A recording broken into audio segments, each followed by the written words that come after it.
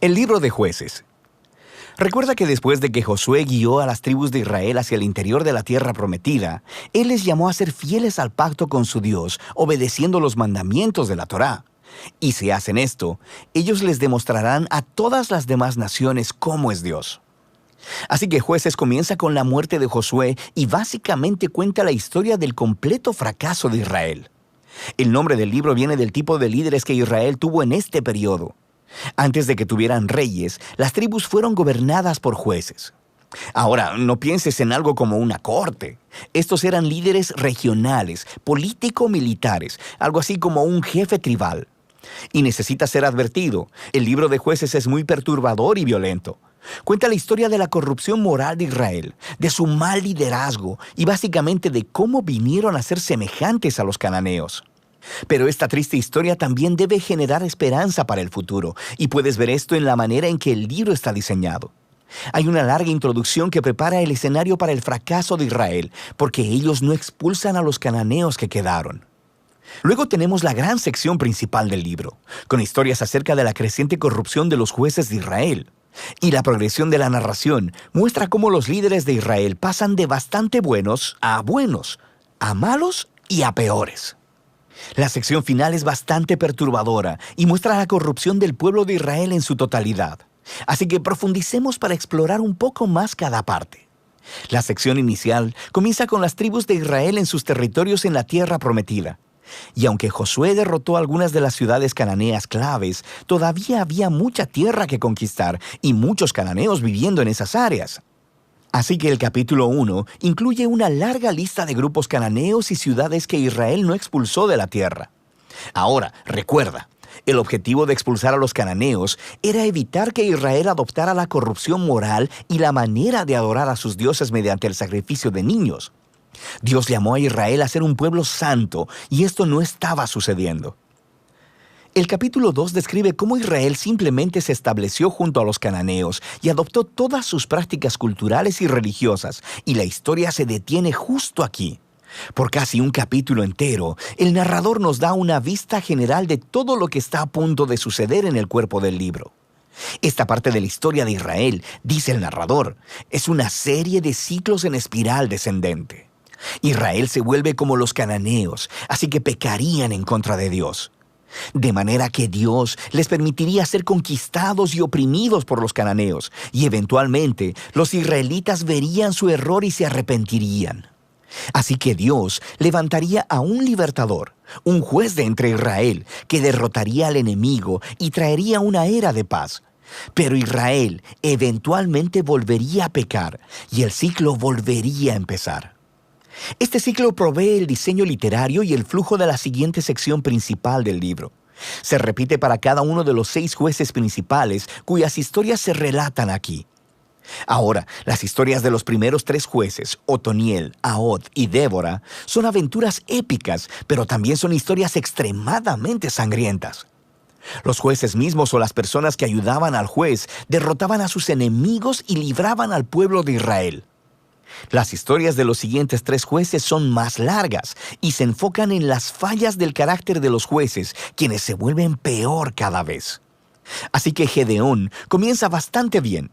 Es un hombre cobarde, pero eventualmente termina confiando en que Dios puede usarlo para salvar a Israel. Así que él derrota a un enorme ejército de madianitas con solo 300 hombres, llevando antorchas y cántaros de barro. Pero Gedeón tiene un carácter bastante malo y asesina a un grupo de israelitas porque no lo ayudaron en su batalla, y de ahí todo va de mal en peor. Él hace un ídolo con el oro que ganó en sus batallas, y después que él muere, todo Israel adora al ídolo como a un dios, y el ciclo comienza otra vez. El siguiente juez principal es Jefté, quien es algo así como un matón de la mafia que vive en las montañas. Y cuando las cosas se ponen muy mal para Israel, los ancianos vienen a él y le ruegan por su ayuda. Y Jefté era un líder muy efectivo. Ganó muchas batallas contra los amonitas, pero estaba tan poco familiarizado con el Dios de Israel que lo trata como a un dios cananeo. Jura sacrificar a su hija si gana la batalla. Esta trágica historia nos muestra qué tan bajo ha caído Israel. Ya no conocen el carácter de su propio Dios, lo que los lleva al asesinato y a la falsa adoración. El último juez, Sansón, es por mucho el peor. Su vida empezó con mucha promesa, pero a él no le importa el Dios de Israel. Era promiscuo, violento y arrogante. Ganó brutalmente batallas estratégicas contra los filisteos, pero a costa de su propia integridad, y su vida termina con un violento asesinato en masa. Ahora, una nota rápida. Notarás un tema repetido en la sección principal del libro. En momentos claves, el Espíritu de Dios empoderará a cada uno de estos jueces para lograr grandes actos de liberación. Ahora, el hecho de que Dios use a estas personas realmente arruinadas no significa que valide todas o aún algunas de sus decisiones. El primero y principal compromiso de Dios es salvar a su pueblo.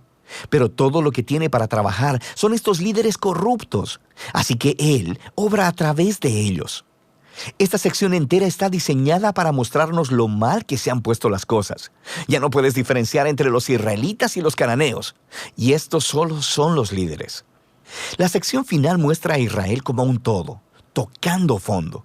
Hay dos historias trágicas aquí, y no son para gente con corazón muy débil. Están estructuradas por una frase clave que se repite 4 veces al cierre del libro. En esos días no había rey en Israel, y cada uno hacía lo que bien le parecía. La primera historia es acerca de un israelita llamado Micaía, que construye un templo privado para un ídolo, y el lugar es saqueado por un ejército privado enviado de la tribu de Dan. Así que ellos llegan y se roban todo, y luego van y queman la pacífica ciudad de Lais y asesinan a todos sus habitantes. Es una historia horrible. Cuando Israel olvida a su Dios, los más fuertes se salen con la suya. La última historia del libro es aún peor. Es una impactante historia de abuso sexual y violencia que conduce a la primera guerra civil de Israel. Es una historia muy perturbadora y ese es el punto. Se supone que estas historias sirvan como advertencia. El descenso de Israel a la autodestrucción es el resultado de apartarse del Dios que los ama y quien los salvó de la esclavitud en Egipto. Israel necesita ser librado de nuevo, ahora de ellos mismos. El único rayo de esperanza se encuentra en esta frase repetida en la última parte del libro. De hecho, forma la última oración de la historia. No había rey en Israel. De manera que el escenario está listo para que los siguientes libros cuenten los orígenes de la familia del rey David, el libro de Ruth y también los orígenes del reinado mismo en Israel, el libro de Primera de Samuel. Pero la historia de los jueces tiene valor como tragedia. Es una explicación que nos trae sobriedad, nos demuestra la condición humana y al final apunta hacia la necesidad de la gracia de Dios enviando un rey que rescate a su pueblo. Y de esto trata el libro de Jueces.